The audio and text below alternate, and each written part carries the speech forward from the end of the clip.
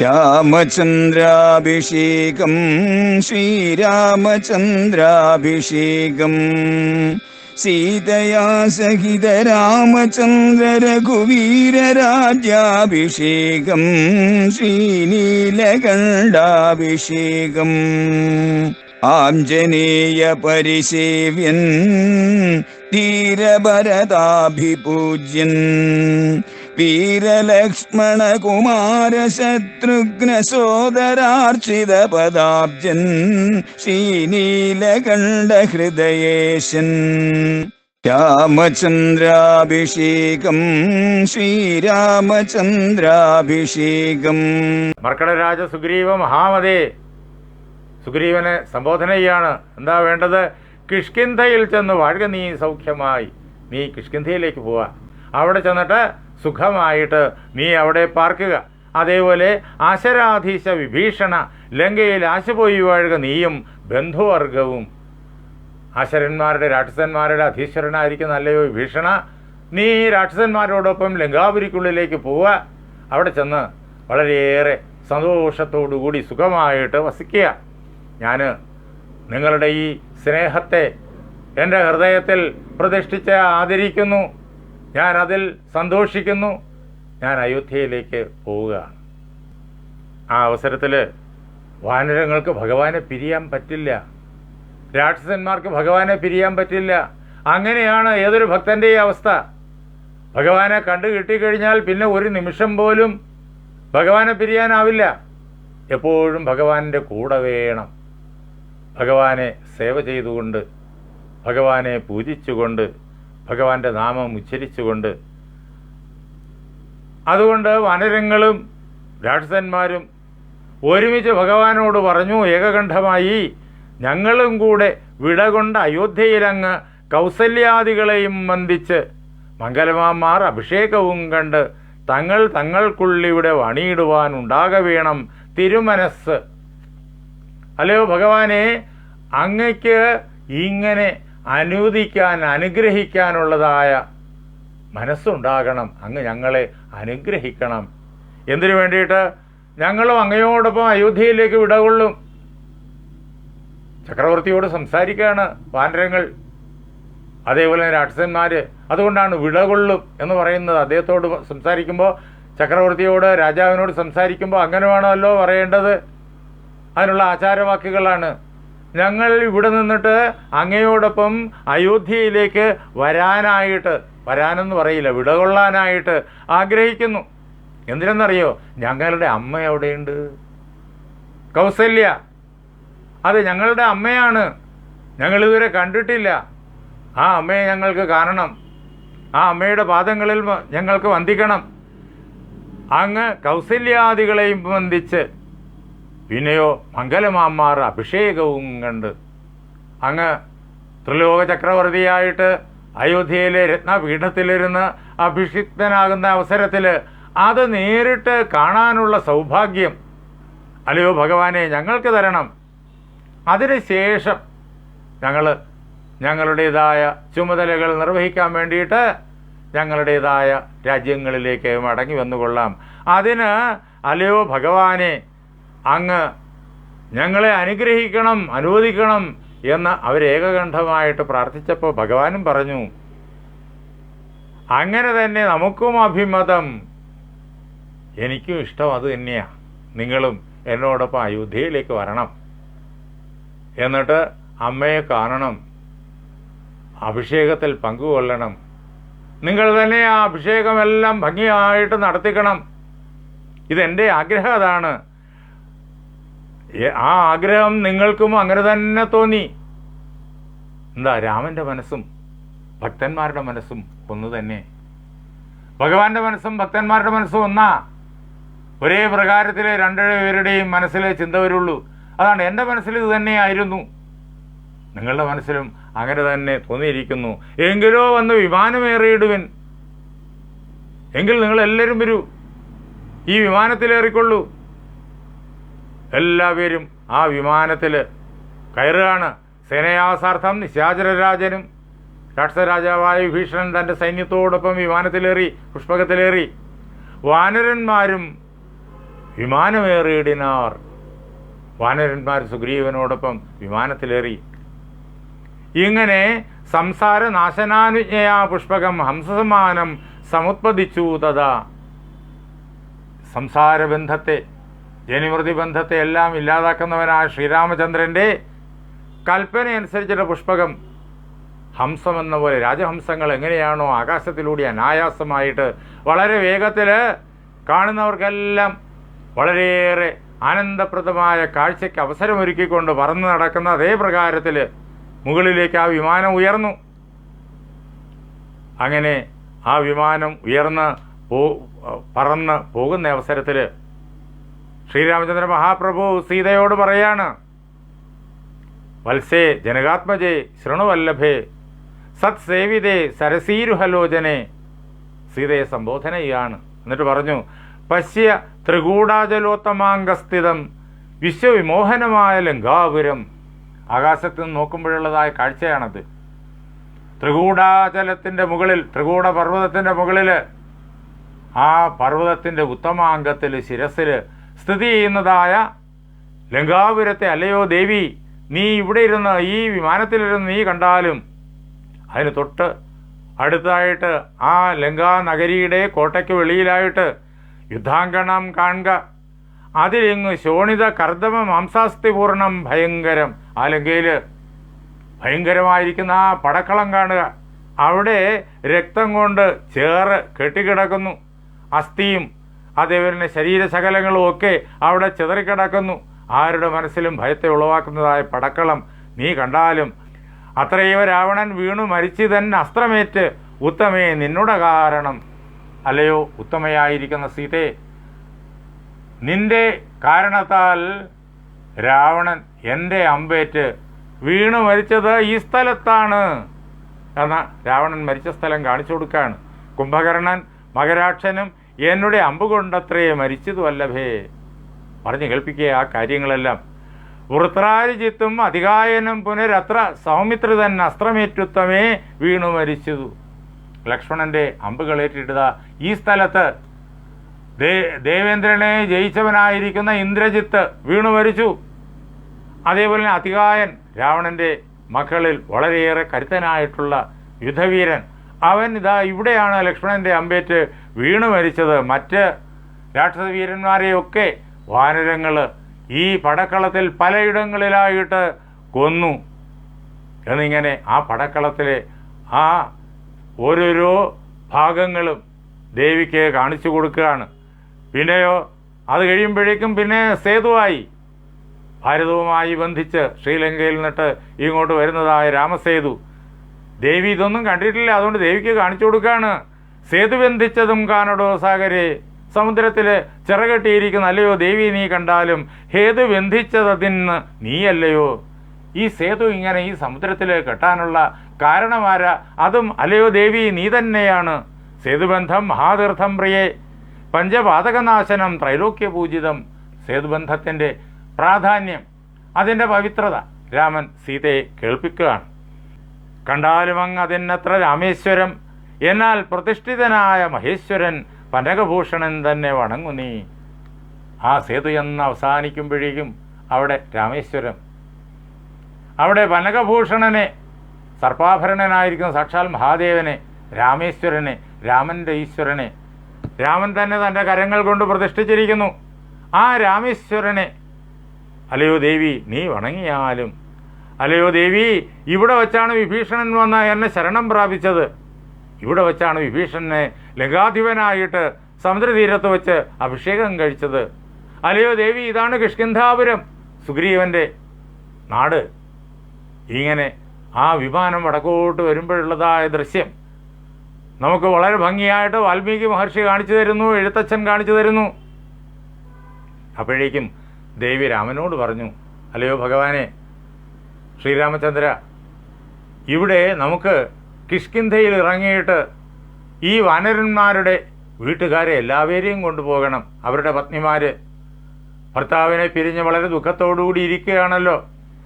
ഭർത്താവിനെ പിരിഞ്ഞാൽ എത്രമാത്രം ഒരു സ്ത്രീക്ക് വേദനയുണ്ടാകും എന്നുള്ളത് നന്നായി എനിക്കറിയാം. അതുകൊണ്ട് നമുക്ക് താരയെയും രുമയെയും അതേപോലെ എല്ലാ വാനര സ്ത്രീകളെയും നമുക്ക് കൊണ്ടുപോകണം അയോധ്യയിലേക്ക് എന്നിങ്ങനെ സീത രാമനോട് അഭ്യർത്ഥിച്ചപ്പോൾ രാമൻ സന്തോഷിച്ച് സമ്മതിച്ചു. രാമൻ്റെ സങ്കല്പത്താൽ വിമാനം അവിടെ കിഷ്കിന്ധയിൽ ഇറങ്ങി. എന്നിട്ട് വാനരന്മാരോട് ശ്രീരാമചന്ദ്രൻ പറഞ്ഞു അവരുടെ എല്ലാം വീട്ടുകാരെ ഉടനെ തന്നെ കൂട്ടിക്കൊണ്ട് ഈ വിമാനത്തിലേക്ക് വരാനായിട്ട്. അത് കേട്ട് സന്തോഷത്തോടുകൂടി വാനരങ്ങൾ വീട്ടിൽ ചെന്ന് എല്ലാവരെയും കൊണ്ടുവന്നു. പത്നിമാരെ എല്ലാവരെയും കൊണ്ടുവന്നു. അവരെല്ലാവരും ഒരുമിച്ച് വിമാനത്തിലേറി. വീണ്ടും വിമാനം ആകാശത്തിലേക്ക് ഉയർന്നു. നോക്കിക്കോണം, സ്നേഹത്തിൻ്റെ പരിധിയില്ലാത്ത ആ ഒരു പവിത്രമായിരിക്കുന്ന സ്വരൂപം അത് നമുക്കിവിടെ കാണാം. അവിടെ താരയും രുമയും വരുമ്പോഴേക്കും അവരെ സീതാദേവി ആലിംഗനം ചെയ്ത് സ്നേഹത്തോടു കൂടിയിട്ട് സ്വീകരിച്ച് വിമാനത്തിലേറ്റുകയാണ്. ഇതേപോലെ എല്ലാ വാനര സ്ത്രീകളെയും വിമാനത്തിലേറ്റി ദേവി അവരെല്ലാം അനുഗ്രഹിച്ചു. അങ്ങനെ പരിധിയില്ലാത്ത സ്നേഹം, ലോകം മുഴുവൻ ഒന്ന്, ലോകം മുഴുവൻ ഒരു കുടുംബം. രാമൻ്റെ സാന്നിധ്യത്തിൽ, ദേവിയുടെ സാന്നിധ്യത്തിൽ, ലോകപിതാവ് രാമനാണ്, ലോകമാതാവ് സീതയാണ്. അവരുടെ സാന്നിധ്യത്തിൽ പ്രപഞ്ചം മുഴുവൻ ഒരൊറ്റ കുടുംബം, വസുധൈവ കുടുംബകം. അത് നമുക്ക് ഇവിടെ നേരിട്ട് കാണാൻ കഴിയും. അത് കഴിഞ്ഞിട്ട് ശ്രീരാമചന്ദ്രൻ അങ്ങ് വടക്കോട്ടുള്ള ആ യാത്രയിൽ ഓരോരോ സ്ഥലങ്ങളായിട്ട് കാണിച്ചു കൊടുക്കുകയാണ്. എന്നിട്ട് അവസാനം ഗംഗാനദി അതിനങ്ങേത്, അതിനങ്ങ് ശൃംഗിവേരൻ ഗുഹൻ വാഴുന്ന നാടടോ, അതും കാണിച്ചു കൊടുത്തു. അതൊക്കെ ദേവി ഇങ്ങോട്ട് വരുന്ന അവസരത്തിൽ കണ്ടിട്ടുണ്ട്. പഞ്ചവടി വരെ ദേവി രാമനോടൊപ്പം ആയിരുന്നല്ലോ. ആ അന്ന് കണ്ടതായ ആ സ്ഥലങ്ങൾ ഇങ്ങനെ കാണിച്ചു കൊടുക്കുകയാണ്. ഗംഗാനദിയും ശൃംഗവേരപുരവുമെല്ലാം. നേരെ ഭരദ്വാജാശ്രമത്തിൽ രാമൻ്റെ സങ്കല്പത്താൽ വിമാനം ഇറങ്ങി. ഭരദ്വാജ മുനിക്ക് അറിയാം രാമൻ വരും എന്ന്. അദ്ദേഹം കാത്തു നിൽക്കുകയാണ്. വന്ദിച്ചത് ഭരദ്വാജ മുനീന്ദ്രനെ. ഭരദ്വാജ മുനിയെ ശ്രീരാമചന്ദ്ര മഹാപ്രഭു വന്ദിച്ചു. നന്ദിച്ച് അനുഗ്രഹം ചെയ്തു മുനീന്ദ്രനും. ഭഗവാനെ ആ ഭരദ്വാജ മഹർഷി സന്തോഷത്തോടുകൂടി അനുഗ്രഹിച്ചു. രാമനെ സന്തോഷിപ്പിച്ചുകൊണ്ടും അനുഗ്രഹിച്ചു. അപ്പോഴേക്കും രാമൻ ഭരദ്വാജ ഋഷിയോട് ചോദിച്ചു, അയോധ്യയിൽ എല്ലാവരും സുഖമായിരിക്കുന്നില്ലേ എന്ന് ചോദിച്ചു. എൻ്റെ ഭരതൻ, എൻ്റെ ശത്രുഘ്നൻ, അവരെല്ലാം, എൻ്റെ അമ്മമാര്, എൻ്റെ ഗുരുനാഥൻ എല്ലാവരും സുഖമായിരിക്കുന്നില്ലേ എന്ന് ചോദിച്ചു. ആ അവസരത്തിൽ ഋഷി പറഞ്ഞു, എല്ലാവരും അവിടെ സുഖമായിരിക്കുന്നു.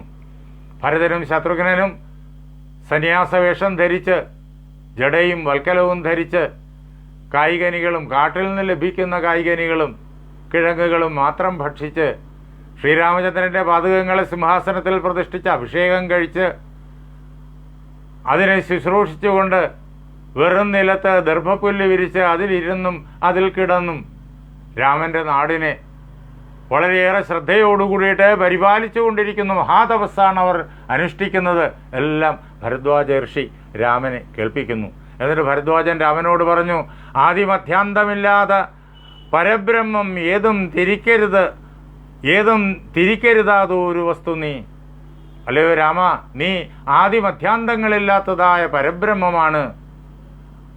അങ്ങനെയുള്ള നിന്റെ സാന്നിധ്യം, ആ അനുഗ്രഹം എനിക്ക് ഇതാ ലഭിച്ചു കഴിഞ്ഞിരിക്കുന്നു. സാക്ഷാൽ മഹാവിഷ്ണു നാരായണനായ മോക്ഷപ്രദൻ നിന്തുരുവടി നിർണയം എന്നിങ്ങനെ ശ്രീരാമചന്ദ്ര മഹാപ്രഭുവിനെ അദ്ദേഹം സ്തുതിക്കുന്നതും കേൾക്കാം. എന്നിട്ട് അദ്ദേഹം അഭ്യർത്ഥിക്കും, ഇന്ന് നീ ശുദ്ധമാക്കണം മമാശ്രമം. ഇന്ന് നീ എൻ്റെ ആശ്രമത്തിൽ വസിക്കണം. അങ്ങനെ എൻ്റെ ഈ ആശ്രമത്തെ നീ പവിത്രമാക്കി തീർക്കണം.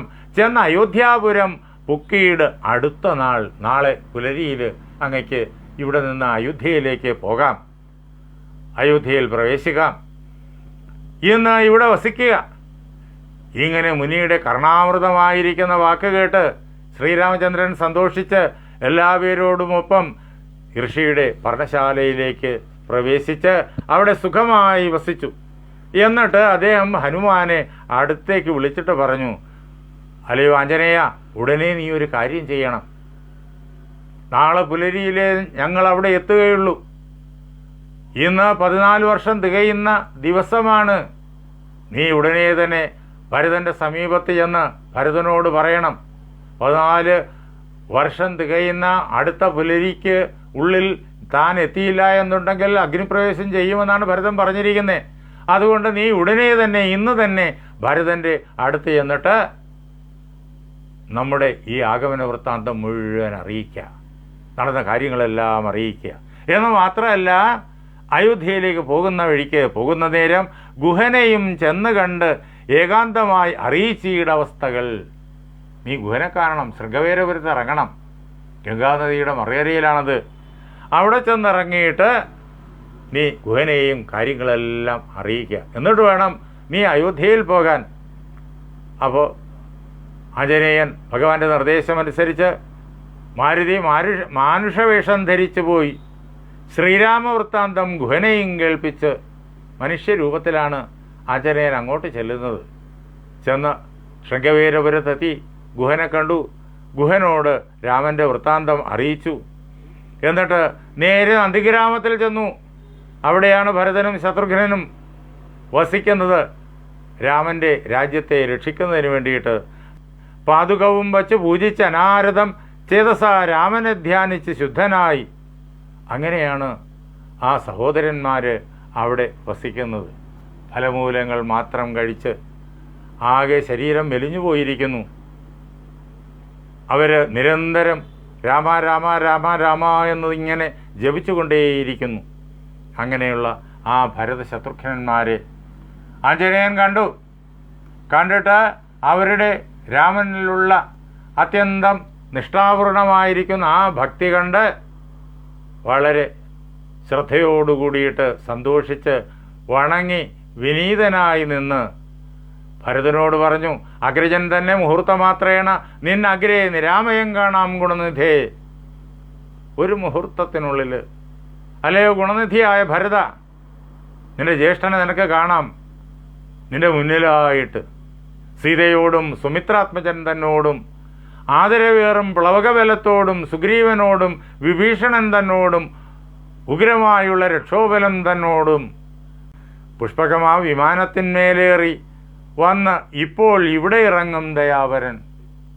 സീതയോടൊപ്പം, ലക്ഷ്മണനോടൊപ്പം, വാനരവീരന്മാരോടൊപ്പം, സുഗ്രീവനോടൊപ്പം, ഉഗ്രന്മാരായ രാക്ഷസവീരന്മാരോടൊപ്പം, വിഭീഷണനോടൊപ്പം, ഇങ്ങനെ എല്ലാവരോടുമൊപ്പം ശ്രീരാമചന്ദ്ര മഹാപ്രഭു സന്തോഷത്തോടു കൂടിയിട്ട് ഇവിടെ പുഷ്പവിമാനത്തിൽ വന്ന് ഇറങ്ങും എന്ന് ഭരതനെ ആഞ്ജനേയൻ കേൾപ്പിക്കുകയാണ്. അത് കേട്ട് ഭരതൻ ആദ്യം സന്തോഷത്തിൻ്റെ ആധിക്യം കൊണ്ട് അങ്ങനെ അദ്ദേഹം ഒന്നും പറയാൻ കഴിയാതെ നിർനിമേഷനായിട്ട് ആനന്ദബാഷ്പങ്ങൾ പ്രവഹിപ്പിച്ചുകൊണ്ട് അങ്ങനെ ഒരു നിമിഷം നിശ്ചേഷ്ടനായി നിന്നു.